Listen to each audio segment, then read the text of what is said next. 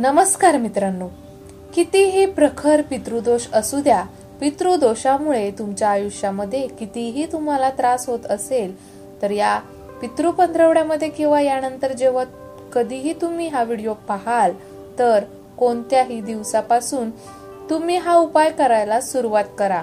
बघा, जसा जसा तुम्ही हा उपाय कराल पितृदोषाचा त्रास जो आहे ना तो तुम्हाला कमी जाणवू लागेल किंवा ज्या काही अडचणी संकट आहेत त्यातून बाहेर निघण्याचा मार्ग तुम्हाला मिळेल. आणि सर्वात महत्त्वाचं की घरातील घरात हा जो सोपा उपाय आहे तो करायचा आहे. महिला पुरुष दोघेही करू शकता. एक तांदळाचा दाणा घ्यायचा आहे, अखंड तांदळाचा दाणा घ्यायचा आहे.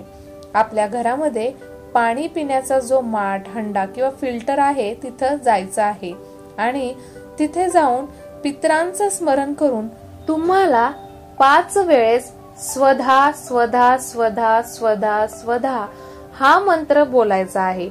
आणि त्यानंतर तुमच्या पितरांची आठवण काढून त्यांचं स्मरण करून तुमच्या देवघरामध्ये जे शिवलिंग आहे, महादेवाची जी पिंड आहे त्यावर तुम्हाला हा तांदळाचा दाणा अर्पण करायचा आहे.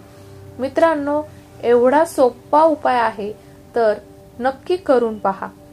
पुढच्या 3 पिढ्या तुमच्या घराला पितृदोष लागणार नाही.